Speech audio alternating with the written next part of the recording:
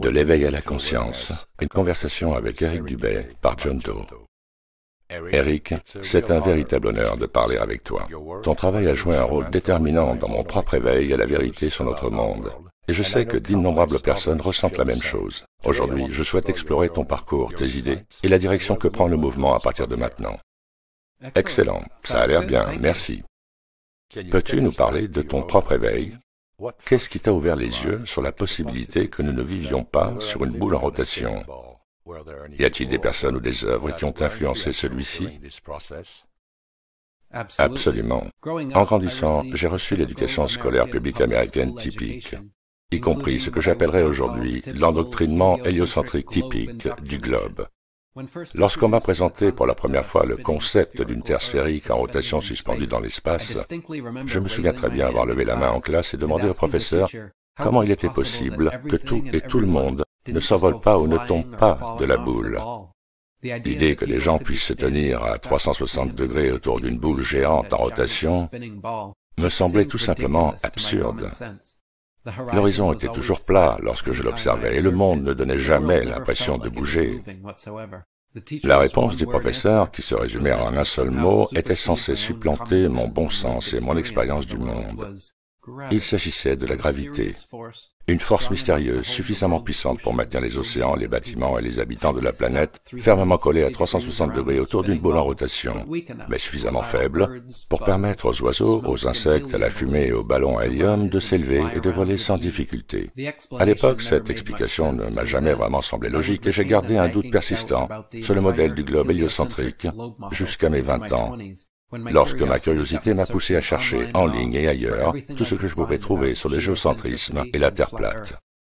Après avoir démasqué la désinformation de la Flat Earth Society, j'ai réussi à trouver de nombreux ouvrages authentiques, époustouflants et révolutionnaires, écrits par des partisans de la Terre plate dès le milieu du XIXe siècle. Leur lecture a été pour moi un véritable coup de maître.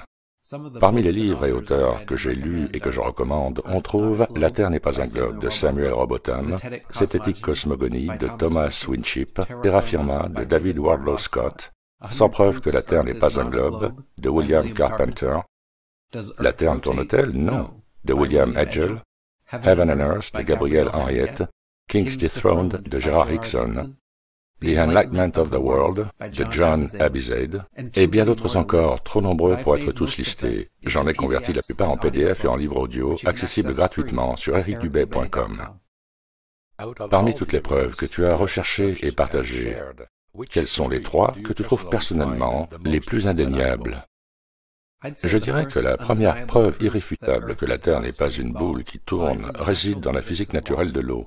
Tous les plans d'eau stagnantes, des baignoires et piscines aux étangs et lacs sont parfaitement de niveau, ne présentant aucune déviation de hauteur à aucun point d'une extrémité à l'autre. Les molécules d'eau sont physiquement incapables de s'empiler sur elles-mêmes.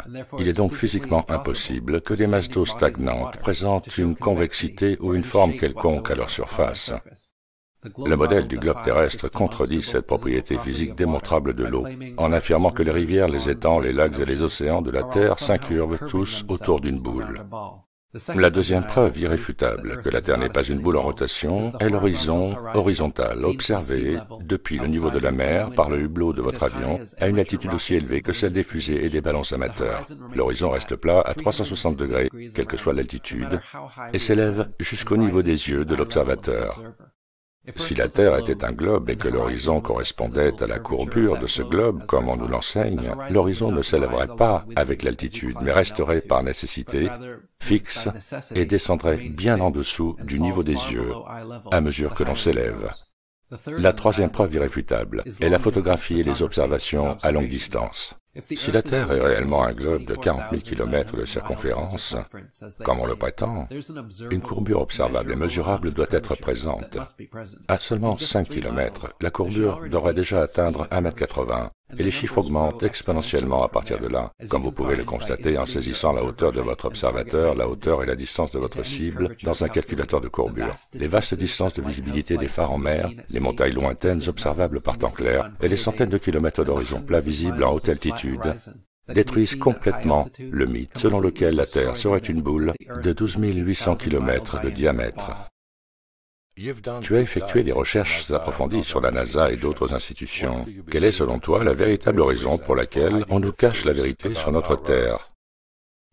Tout d'abord, il convient de noter que la NASA et d'autres programmes spatiaux gouvernementaux sont financés par l'argent des contribuables de leurs pays respectifs. Autrement dit, ces agences spatiales gouvernementales reçoivent chaque année des milliards de dollars, mais leurs populations sont contraintes de les payer. La NASA, elle seule, reçoit environ 24 milliards de dollars de l'argent des contribuables américains chaque année, soit plus de 65 millions de dollars par jour. Cela fait de la NASA et des autres agences spatiales gouvernementales l'un des plus grands budgets trous noirs existants, engloutissant des milliards de dollars au fil des décennies, juste pour nous offrir une multitude de fusées lancées dans l'océan et des dessins animés en images de synthèse de la télévision. Cependant, au-delà de sa simple source de revenus, le concept même d'espace, ainsi que la Terre et le prétendu Big Bang, ont créé et promu une vision du monde nihiliste et matérialiste, où toute idée de Dieu ou de dessein intelligent est éliminée et remplacée par des coïncidences fortuites. Au lieu que les humains aient été créés intentionnellement par un créateur déterminé, au lieu que la Terre ait été conçue intelligemment par un concepteur intelligent, on nous dit que la vie, la nature et tout le reste sont apparus pour rien et par accident. Cette théorie de l'évolution antidivine, antispirituelle et matérialiste est enseignée comme une vérité d'évangile dans les écoles du monde entier et est fermement protégée par l'infaillibilité de la science depuis plus de 150 ans. On enseigne aux enfants que nous sommes issus du néant sans raison et qu'un jour le soleil brûlera, nous tuant tous et détruisant tout ce que nous avons construit. Ce récit fataliste, nihiliste et matérialiste de création et de destruction a fabriqué une véritable religion athée qui s'est fait passer pour une vérité scientifique. Un tel paradigme athée, nihiliste et matérialiste anéantit spirituellement le croyant, tout en renforçant et en enhardissant son ego. Car sans but supérieur, chacun n'est qu'un accident, et tout finira avec le soleil qui se consumera.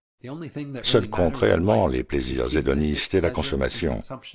Ce terrain devient alors fertile pour de nouvelles tromperies, car les personnes déracinées de leurs véritables origines et dotées de fausses orientations peuvent être menées n'importe où. Quelle est la carte de la Terre plate qui résonne le plus en toi, entre la carte Gleason, que tous les platistes connaissent, et la carte de la Lune Plasma de Vibes of Cosmos? Plutôt que de promouvoir une carte ou un modèle particulier de la Terre plate, j'ai toujours prôné une exploration indépendante et complète, afin que nous puissions constater par nous-mêmes. De nombreuses cartes montrent des terres supplémentaires au-delà de l'Antarctique avec davantage de continents et d'océans, mais tant que le traité sur l'Antarctique ne sera pas aboli et que notre droit naturel de parcourir le monde ne sera pas rétabli, nous ne pourrons compter que sur des spéculations et des oui-dire. Chacune de ces cartes, qu'il s'agisse de l'étrange carte Terra Infinita, de l'ancienne carte bouddhiste ou de la nouvelle carte de la Lune Plasma, présente des nombres, des formes et des positions de continents totalement incohérentes les unes par rapport aux autres. Même si l'une d'entre elles était exacte, la seule façon de confirmer ou d'infirmer ces affirmations serait de procéder à une exploration indépendante complète de l'Antarctique et au-delà.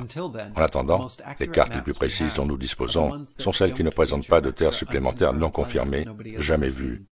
Les cartes de Gleason, de Hammond et d'autres cartes azimutales équidistantes représentent la Terre plate d'une manière plus proche de la réalité que tout ce qui existe actuellement.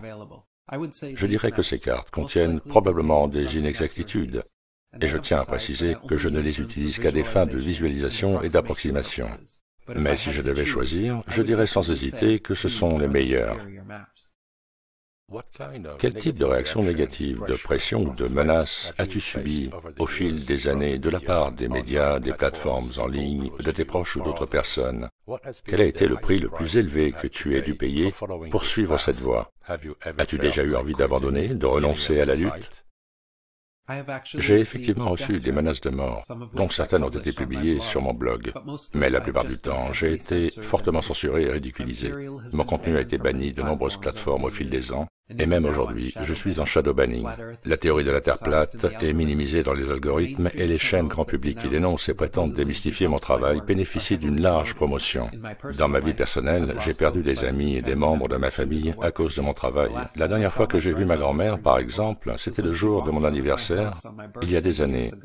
alors qu'elle sortait de chez moi après avoir regardé mon documentaire sur la Terre plate, Level. Elle trouve mon scepticisme et mes recherches alternatives si offensants pour elle qu'elle préfère ne jamais me voir plutôt que d'engager le dialogue. Quoi qu'il en soit, la vérité et l'intégrité sont mes idéaux les plus élevés, donc même la perte d'amis et de membres de ma famille ne m'a jamais donné envie d'abandonner ou de renoncer au combat.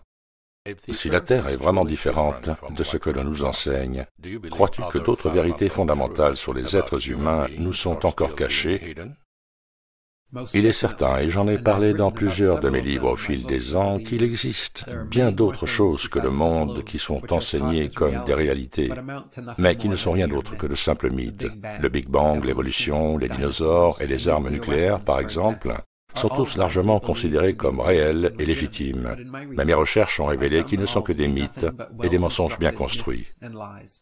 Il existe d'autres canulars historiques dont je ne peux même plus parler ouvertement sur Internet sans être immédiatement banni, et j'en parle par expérience. La Terre plate est peut-être la mère de toutes les conspirations et le plus gros mensonge jamais vendu. Mais ce n'est certainement pas le seul. Le terrier du lapin conspirationniste est profond et ramifié, et il faut une grande diligence et un esprit perspicace pour trouver la vérité. En parlant de l'indicible, et pour rester dans les codes, lorsqu'on atteint le fond de tous les terriers du lapin, on a tendance à trouver que le T de rabbit est muet.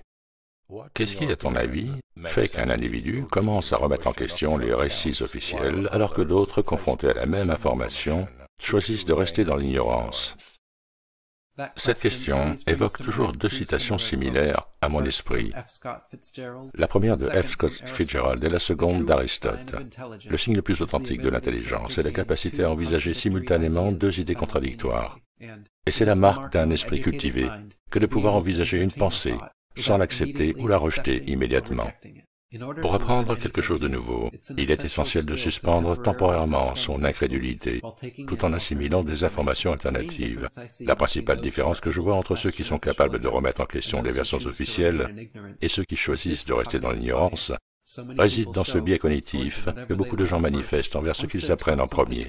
Une fois qu'on leur a enseigné quelque chose à l'école, qu'ils l'ont entendu à la télévision, qu'une explication officielle leur a été donnée par une figure d'autorité, ils y croient sans réserve, sans laisser place au scepticisme, ni à l'analyse critique.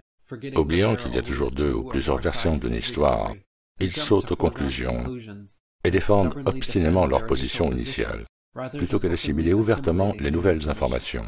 Au fond, ils refusent d'admettre qu'ils peuvent avoir tort et continuent donc à multiplier les explications démenties plutôt que d'envisager de nouvelles possibilités. Ton dernier livre, Le syndrome de Stockholm spirituel, est sorti aux États-Unis en février et en France en juin 2025. Qu'est-ce qui t'a poussé à l'écrire? Ces dernières années, j'ai mené des recherches rigoureuses et réfléchies sans relâche à un sujet connu sous le nom de théorie du piège de la réincarnation de l'âme. Cette idée m'a profondément touché, car elle apporte des réponses uniques à des questions plutôt obscures que la plupart des religions et systèmes spirituels ont tendance à éluder. En croisant les anciennes croyances gnostiques et cathares avec les livres des morts égyptiens et tibétains, ainsi qu'avec les récits modernes et historiques de la réincarnation et des expériences de mort imminente, une vision de la création et de l'au-delà bien différente et bien plus sombre que ce que la plupart osent envisager émerge. Agnostique de longue date, j'ai abordé la spiritualité et la métaphysique avec la même aisance qu'un détective, recueillant sans cesse de nouvelles informations, recoupant les analyses pour déceler les similitudes ou les incohérences, et affinant constamment ma compréhension, sans parvenir à des conclusions définitives. C'est cette approche qui m'a permis de comprendre l'importance et la pertinence du sujet du piège de la réincarnation. Grâce à elle, j'ai pu écrire le livre Syndrome de Stockholm spirituel comme un roman policier métaphysique. Mon objectif était d'aider les lecteurs à appréhender cette question très complexe, de présenter les preuves et les solutions possibles. À en juger par les premières critiques, je suis heureux de constater que les lecteurs partagent cet avis. Où vois-tu le mouvement de la Terre plate dans les 5 à 10 prochaines années, et quel avenir envisages-tu pour l'humanité si elle ne commence pas à remettre en question ses fondements actuels? Depuis le renouveau du mouvement de la Terre plate, il y a seulement 10 ans, nous avons réussi à faire passer un sujet marginal, quasiment inexistant en ligne, à l'un des principaux termes de recherche Google. Nous sommes passés d'une situation où personne ne connaissait quelqu'un qui croit sincèrement à la Terre plate, à une situation où chacun a au moins un ami ou un membre de sa famille qui est désormais platiste. Des sondages récents aux États-Unis montrent que jusqu'à 10% des Américains, et au Brésil 20%, sont désormais platistes. Cela représente environ 70 millions de nouveaux adeptes de la Terre plate, rien que dans ces deux pays. Le mouvement de la Terre plate a connu une croissance exponentielle au cours de la dernière décennie, et j'ai l'intention de contribuer à maintenir cette trajectoire, jusqu'à ce que le mythe du globe héliocentrique, ainsi que toute la fausse science et les charlatans qui la soutiennent, soient anéantis par le poids de leur propre tromperie. Sinon, si nous enfonçons la tête dans le sable et laissons cet élan s'essouffler, ces psychopathes riches, puissants et mégalomanes, qui ont perpétué cette tromperie et tant d'autres, fermeront la porte de leur nouvel ordre mondial, nous enfermant tous à l'intérieur. En regardant en arrière, de quoi es-tu le plus fier dans ton parcours et qu'espères-tu que les gens gardent comme souvenir de toi et de ta contribution à cet éveil?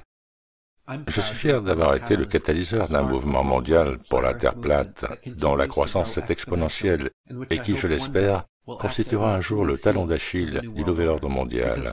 Car une fois que notre véritable cosmologie est révélée, la vérité sur ces quelques familles d'élites et sociétés secrètes qui nous ont caché cette réalité pendant des siècles le sera aussi.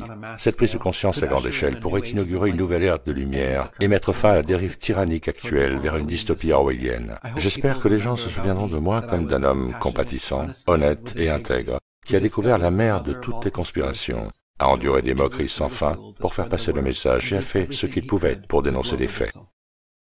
Eric, merci encore, non seulement pour cet entretien, mais aussi pour tout ce que tu as fait pour ouvrir les esprits. Ton travail a changé ma vie et je sais qu'il continuera à le faire pour d'autres.